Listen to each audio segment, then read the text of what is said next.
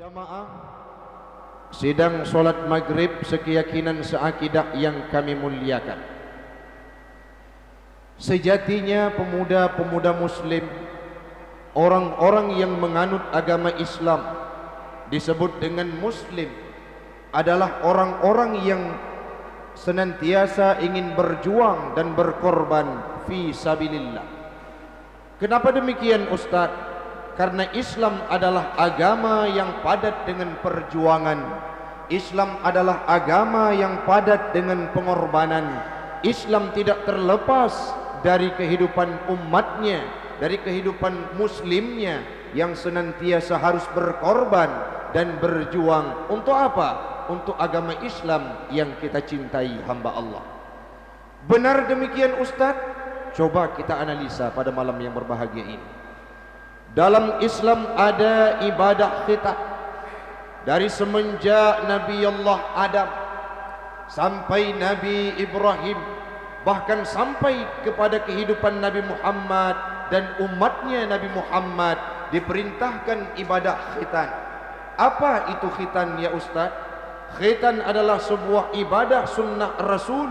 Menjelang akil balik, kita harus mengorbankan daging yang kita miliki, harus mengalirkan darah untuk Allah fi sabilillah. Khitan ibadah penuh perjuangan. Samporonyo urang siklun hana metidra urang Islam yang na di Masjid Jamiah, yang na di Kota Luxmawe, yang na di Aceh, bahkan yang na di dunia, yang ada di dunia sampai hari ini, saat diperintahkan ibadah khitan, gebedak rame-rame kita nyok jaro. Tengku lon bek nesunat. Pak doktor, saya jangan dikhitan. Pak menteri, saya tidak mau ikut sunnah Nabi. Saya jangan dikhitan, jangan disunat. Bek ne bekarulun. Tidak ada yang berkata demikian. Apa maknanya? Islam mengajarkan kepada umatnya menjelang akil balik, alirkan darahmu untuk Islam, korbankan sakit tubuhmu untuk Islam. Kita ridha, kita rela. Tidak ada paksaan dan hanya mesidra orang Islam yang ingkar terhadap perintah tersebut. Tidak hanya dalam aspek kehidupan, dalam aspek ibadah. Wategakeun li Allah, aqimus shalah, pedang sembahyang. Apa maknanya? Dari rumah bak malam Rabu, maghrib Rabu, dari rumah tinggalkan segala fasilitas, tinggalkan segala kegiatanmu. Hayya 'alas shalah dikumandangkan di surau, di masjid, di manasa, di musalla, dimanapun dikumandangkan azan itu. Bermakna apa? Korbankan waktumu untuk mengerjakan ibadah solat malam, maghrib, isya, subuh. Hayya 'alas shalah dikumandangkan di masjid. Banyak hal yang kita korbankan, banyak hal yang kita tinggalkan. Contohnya subuh wadeg azan di masjid, as-salatu khairum minan naum. Apa maknanya? Kita tinggalkan kemewahan, kita tinggalkan kenyamanan, kita tinggalkan kelelapan, terbangun kita untuk menunaikan ibadah solat subuh. Maka solat itu adalah ibadah perjuangan. Wa atuz zakat, tunaikan zakat. Miskin kita tidak punya harta, berusaha iktisab, berusaha dengan semaksimal mungkin, dan meniaga, mendagang sehingga na harta gejo oleh Allah Ta'ala watetun truh hisab, maka keluarkan zakat fi sabilillah untuk memenuhi syarat, untuk memenuhi rukun Islam yang telah ditetapkan kepada kita. Maka zakat ibadah perjuangan. Lanjut, ada ibadah yang sangat padat dengan perjuangan dan pengorbanan. Apa itu? Ibadah puasa. Ibadah puasa dari pun tabuda setelah kita sahur, imsak diri, menahan lapar, menahan dahaga, menahan nafsu, menahan amarah. Semuanya itu merupakan perjuangan dan pengorbanan untuk ibadah puasa yang kita kerjakan karena Allah, bukan karena ilah. Haji juga demikian. Dari semenjak kita mengorbankan harta, mengorbankan tenaga, mengorbankan pikiran, melambaikan tangan kepada sanak keluarga dan saudara, pergi menunaikan ibadah haji ke Baitullah. Walaupun dalam kondisi pandemi ini dicegal, namun haji itu adalah ibadah yang sangat padat dengan perjuangan dan pengorbanan. Dari semenjak kita mengorbankan harta pergi menunaikan ibadah haji ke Baitullah, saat kita kembali ke tempat semula, semuanya itu terbungkus dengan perjuangan dan pengorbanan untuk agama Islam yang kita cintai. Setelah diuraikan sedemikian rupa hamba Allah urang Syi'lun, masih adakah pertanyaan di kalangan kita? Apakah kita perlu berkorban, perlu berjuang untuk Islam, agama yang kita cintai? Sudah ditampilkan oleh Rasulullah, sudah ditampilkan oleh para sahabatnya Nabi. Jangankan mengorbankan harta, jangankan mengorbankan tenaga, jangankan mengorbankan pikiran, bahkan nyawa sekalipun siap dikorbankan bila itu pintanya Islam terhadap kita hamba Allah. Padum nala sahabat geru darah, padum nala sahabat bergelimang dengan darah dalam perangnya bersama baginda Rasul dalam memperjuangkan akidah Islam. Wahai pemuda muslim, bila Islam butuh terhadap pemikiranmu yang brilian, keluarkan pemikiranmu untuk Islam, agama yang kita cintai. Wahai pemuda muslim, bila Islam membutuhkan tenagamu, kontribusimu, uangmu, lembaran rupiahmu, jangan sungkan-sungkan kita sebagai pemuda muslim untuk mengorbankan harta demi Islam, agama yang kita cintai. Orangnya orang Syi'lun menyatakan dengan agama-agama yang selain Islam, walaupun agama tersebut tidak harus kita akui, yang benar di sisinya Allah adalah agama Islam, namun bangkitnya mereka sangat pesat. Kenapa? Karena faktor materi sangat luar biasa, diberikan kontribusi mereka terhadap kepercayaannya luar biasa dibandingkan agama Islam. Kita harus mengadopsikan hal tersebut, berkontribusi untuk Islam luar biasa tanpa mengenal ruang dan waktu. Pernah Sayyidina Umar suatu ketika menuju wate kena perang Badar. Sayyidina Umar bedah berangkat dari rumah, niat latih supaya dun beri harta untuk agamanya Allah 50% dari hartanya Sayyidina Umar. Asumsi Sayyidina Umar dalam hati beliau, semoga tidak ada lagi orang yang lebih dari 50% yang mengorbankan hartanya untuk perang Badar bersama baginda Rasul. Nedang leh neme harta li Sayyidina Umar, nedang di sudut tempat memberikan harta ke perang Badar. Nedang nekalan watenya hana sahabat yang jauh lebih daripada Sayyidina Umar, yaitu 50%, setengah dari hartanya. Tiba-tiba truk sidra urang yang tuha, nama beliau adalah Abu Bakar Siddiq, nejak nepeta wa Rasulullah nekun bak Nabi, ya Rasulullah, semua hartaku pada hari ini kukorbankan untuk fi sabilillah, kukorbankan untuk perang, untuk para mujahid, untuk jalannya Allah, jalan Allah. Aku korbankan seluruh hartaku pada hari ini ya Rasulullah. Terkejut Sayyidina Umar, brok roi madan watenya gemohon ampun kepada Allah, seolah-olah beliau angkuh dan sombong.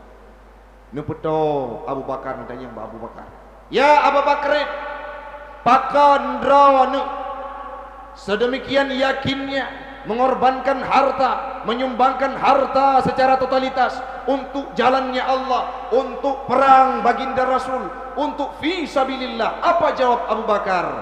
Kalau Allah dan Rasulnya masih ada di sekitar kita, masih ada di sekeliling kita, untuk apa kita gundah, untuk apa kita takut terhadap harta yang disinggahkan oleh Allah dalam kehidupan kita.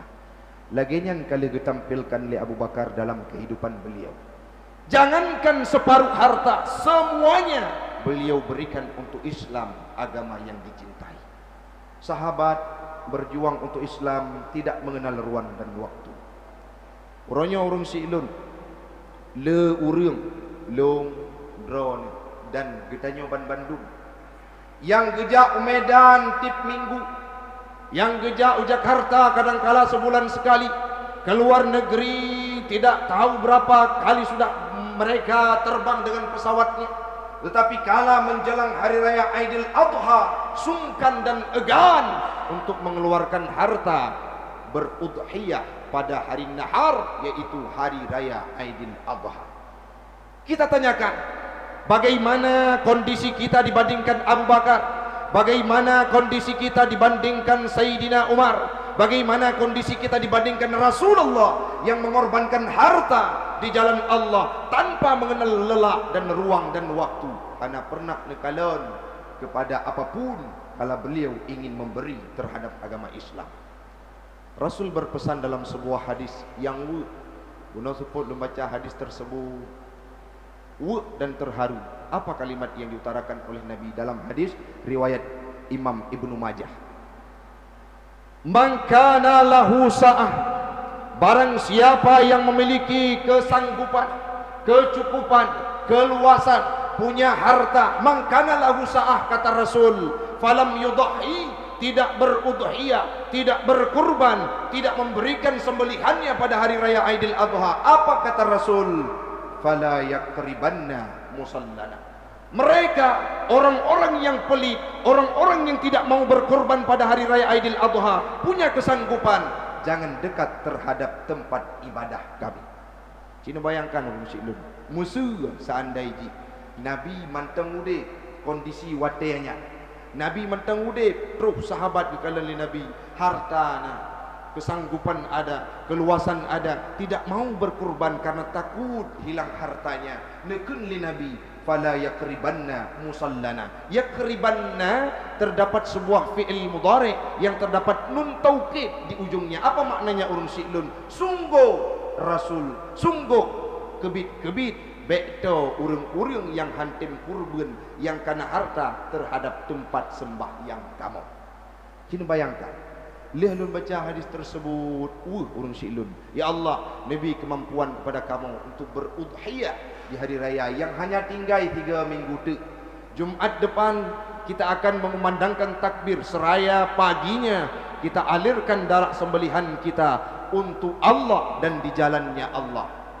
Urung si'lun berbicara terhadap kurban, Rasul nanikeun dalam hadis yang lain, hana musabah ibadah pun yang sangat negala oleh Allah Ta'ala, ahabbullah, yang sangat dicintai oleh Allah pada hari raya Aidil Adha, kecuali urang-urang yang geperu darah sembelihannya pada uro nahar, yaitu hari raya Aidil Adha. Maka sudah sepantasnya ligitanyo leh tawahino malamnyo leh nasihat yang dia kemanfaat bagi pribadi ulun tuan dan kepada kita nyoban Bandung akan mutamah semangat untuk memberikan, berupaya menyediakan kurban pada hari raya Aidil Adha nantinya. Pakai napagah menan urang si'lun, kurbannya memang buat sunnah muakkad, tetapi kelebihan sangat banyak diberikan oleh Allah dalam kehidupan kita. Dah contoh tengku kurban itu dalam hadis riwayat yang sahih bi isnad sahihin, dengan isnad yang sahih pun pengali Nabi, apabila nasidra orang ada salah satu di antara kita berkurban di dunia, nantinya saat di yaumil qiyamah dibangkitkan mereka, seraya di sampingnya ada sebuah kendaraan dari binatang kurban yang pernah ia sembelih masa di dunia. Watenya tanya urut tanya dalam kitab Tahrir Tangkeh Lubab yang kamu baca, urut tanya, man anta sawagata, man ana kurbanuka, lenyo kurban kata, alladhi qarrabtani fi yaumi Aidil Adha, alladhi yang gatasi yang engkau sembeli fi yaumi Aidil Adha, pada hari raya Aidil Adha. Kan endan mentang urang silun ilanjut li binatang tersebut dalam padang mahsyar yang tahu matau ati jengkai tu le ikut irkab ala dhahri, aturung lo, kita berjalan bersama untuk melewati padang mahsyar yang luar biasa pekik retirnya padang mahsyar urang silun. Kini bayangkan sohan galak nya seandainya dalam kepahitan di padang mahsyar haru-hara luar biasa, tiba-tiba danyo na kendaraan yang mampu terlewat padang-padang mahsyar tanpa ada hambatan dan rintangan dalam kehidupannya. Maka mari urang si'lun tawahino hanat tapubut gerot karena hana harta, mari kita sampaikan kepada keluarga kita, kepada orang-orang relasi kita, kepada orang-orang yang ada di sekeliling kita untuk berkorban, untuk berudhiyah pada hari raya Aidil Adha. Karena Rasul berpesan kepada urang-urang yang nak kesanggupan tidak mau berudhiyah, jangan dekat terhadap tempat ibadah kami, la yaqribanna musallana, jangan dekat terhadap tempat solat kami.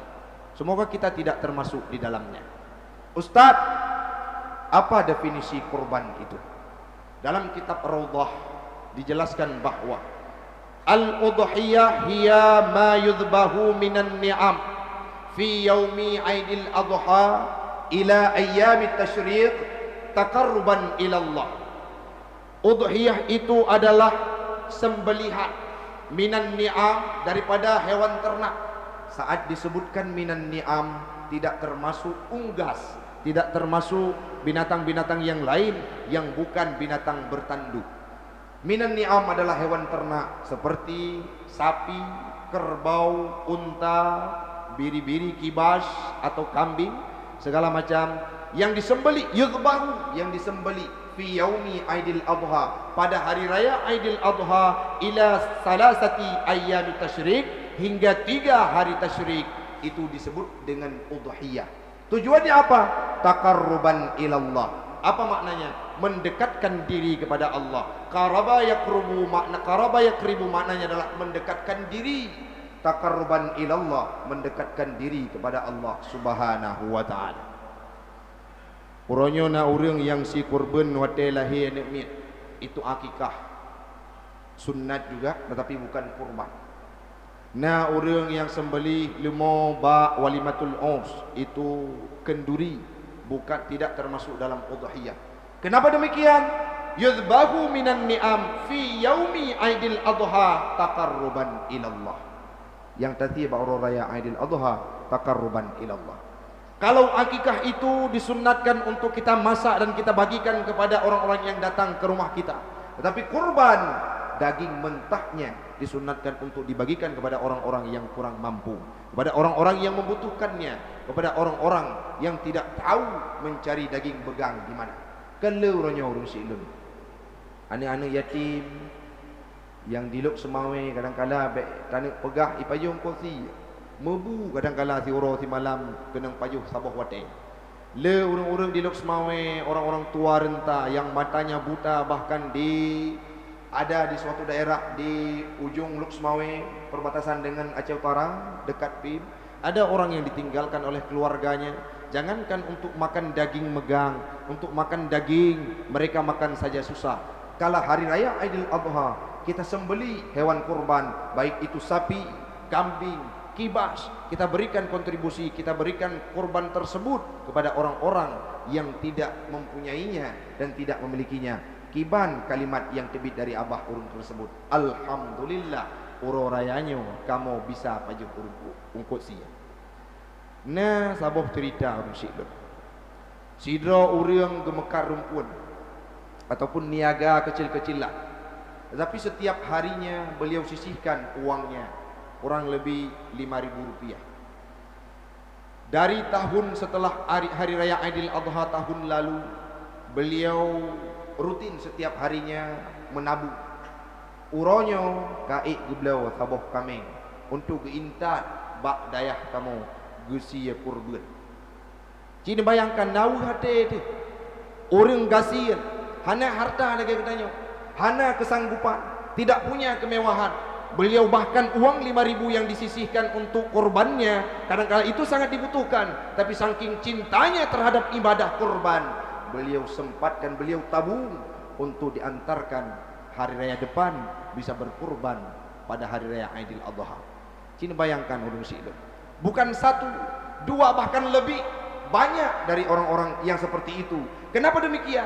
Karena panggilan iman dan panggilan jiwa Islam dalam kehidupannya, sehingga semuanya tidak terasa. Hana nyum, hana meyum, hana nyum, hana terasa berat. Kenapa? Karena mereka sudah ikhlas, sudah termasuk orang-orang yang khusyuk dalam beribadah, dalam memberikan kontribusi terhadap agama Allah. Allah nekin dalam Al-Quran, wasta'inu bis sabri was salah, mintalah bantu kepada Allah dengan kesabaran dan dengan solat. wa innaha, Allah menaukidkan demikian itu akan terasa berat, illa 'alal khashi'in, kecuali terhadap orang-orang yang punya jiwa khusyuk, yang punya keikhlasan, yang punya penghayatan dalam ibadahnya, akan terasa ringan untuk mereka. Orangnya oleh orang yang sia kurban, bersedekah, nyan habis bahan untuk pegak pengumuman nyan sedekah. Padahal yang gelake dalam kehidupan Islam, leh tajuk jara unun baik di depa le jarawi. Maka orangnya orang silon getanyo yang nak kemampuan, mari tasih kurban yang tujuan untuk takarruban ilallah. Bahkan biarkan di masjid jami saat dilayangkan pengumuman kurban udhiyah pada hari raya Aidil Adha ini dari hamba Allah, tidak perlu disebutkan nama. Baik sabah kurban dati pegak pengumuman urang rayanya urang raya apa baru betul. Pengumuman dari hamba Allah sekian, assalamualaikum, sabah udhiyah gejuk sabah kami. Merempok dengan panitia masjid. Tengku nalungkan hamba Allah, ulang pengumuman. You pegak bab bila masjid ulang pengumuman. Yang contoh orang-orang yang hana ikhlas, bukan takarruban ilallah. Beda panitia masjid ulang pengumuman kurban udhiyah pada urang raya Aidil Adha yang kali ke-10 ralat nan gopnya Tengku Abdul Maun. Sekian, assalamualaikum. Orang yang hana jiwa keikhlasan sabi-sabi ke protes terhadap sedekah. Maka le orangnya orang-orang yang jauh sedekah, netulik nalun mentang hamba Allah. Orangnya daftarkan udhiyah, pegak mentang bak panitia. Bumeri yang toh kameng lu, bumeri yang toh limau lu, bumeri yang toh kurban lu. Tetapi watene pegak pengumuman, wahai Tengku bila, wahai panitia, baik disebut nalun nekun mentang dari hamba Allah. Kenapa demikian? Sehingga terwujud jelas keikhlasan yang ada yang kita kerjakan untuk agama Allah. Maka malamnya urang silun, bagi pribadi lun, urang ron, getanyo Bandung, mari bahu membahu untuk berkontribusi lagi Sayyidina Umar, untuk berkontribusi lagi Abu Bakar, untuk berkontribusi lagi Nabi Muhammad. Nabi nasi kurban setiap hari raya Aidil Adha berjumlah 100 kibas. Nasi kedrawan, sidrawan Nabi. Cina bayangkan dumna gagak Nabi gedanya, dumna dermawan Nabi gedanya, dumna nekorbankan harta li Nabi tiap urang raya sirtuh boh kibas. Yang nasi kedua 80 boh, ni lanjut mak Saidina Ali 20 boh tu, iaitu menantunya Nabi. Hari ini ada orang yang berkata Nabi Muhammad urang gasing. Hana, Nabi Muhammad adalah orang yang dermawan, kaya, tetapi beliau tidak pernah mempersinggahkan hartanya untuk pribadinya, tetapi diberikan semuanya untuk jalan Allah. Nabi Allah Ibrahim tersanjung-sanjung dan kagum para malaikat. Yang Nabi Allah Ibrahim nasi retuh boh unta, ribebo lemau dan kibas kambing, nasi tiptun ne kurban kepada Allah Subhanahu wa taala, kepada agamanya Allah, nabi kepada fakir miskin. Watenya malaikat kagum, malaikat takjub terhadap karakter dan sifat apapun yang dilakukan oleh Nabi Allah Ibrahim. Pernah suatu ketika Nabi Ibrahim berkata, jangankan harta yang dititipkan oleh Allah hanya sementara, bila Allah menitipkan anak kepadaku, dianjurkan untuk sembeli, untuk kukorbankan di jalan Allah, aku siap, kata Nabi Ibrahim. Nazar tersebut dijadikan sebuah hal yang wajib dalam kehidupan Nabi Ibrahim yang kelak beliau menunaikan nazarnya. Namun dalam ibrah dari perjuangan Nabi Ibrahim, dari perjalanan sirah Nabi Ibrahim apa? Beliau relakan terhadap agama Islam walaupun itu sangat bermakna bagi kehidupan beliau. Tanya tadi pun bersama bahawa urusilun Nabi Allah Ibrahim karab meretuh tu muhanani nun kawin dua bok bino, sehingga dia berdoa dalam sebuah ayat yang pernah nekun li Allah melalui malaikat Jibril disampaikan kepada Nabi Muhammad, Rabbi habli minas salihin, ya Allah nehibba neberi kelun sidra anu yang soleh iaitu Ismail. Meretuh tun hana anu watelahi anu wiu sembeli li Allah taala, tunaikan nazarmu ya Ibrahim. Nabi Ibrahim dengan rela dan rida nesembeli Nabi Allah Ismail karenanya perintah Allah. Itu yang perlu kita terapkan dalam kehidupan kita. Al-malu wal banuna zinatul hayat. Dalam surah Al-Kahfi, harta, anak merupakan titipan dalam kehidupan kita, hiasan dalam kehidupan kita, akan bermakna bila kita berikan di jalan Allah fi sabilillah. Urangnya oleh harta muslim. Tacok tak pedang kafir. Tak pedang tempat maksiat. Tak pedang tempat-tempat ipo buat kejahatan lego. Tanyo akan gejuk dosa yang jariah li Allah Taala.